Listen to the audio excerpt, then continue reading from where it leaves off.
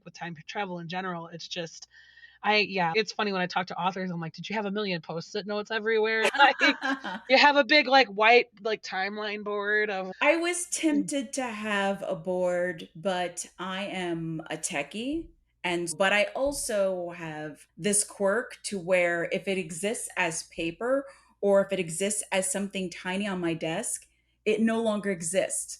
So my Mhm. mind needs that digital connection. And that's why I Sure. was saying Aeon timeline or using notes within Scrivener that's right in the scene itself to where it's okay, hey, you can't miss this scene right here, you have to make yes, that blatant. Or, hey, I'm in this scene in Aeon Timeline, and I have to keep track of these people who are in the scene. So I needed something very definitive versus trying to look at a board and think, oh my gosh, that board would have been a hot Yeah. mess with Yeah. all a bunch of lines connecting things.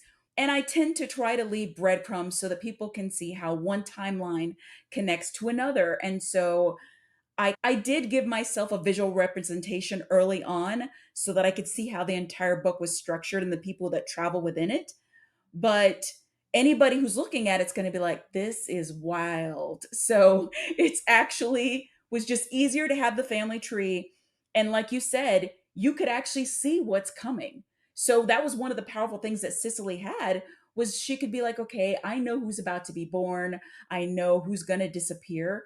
But the question Yeah. always comes into how did it happen? And how Yeah. are the people in the tree related to other people in the tree? And how were their lives touched by each other? So even though the tree actually technically reveals information, there's so much more it doesn't reveal.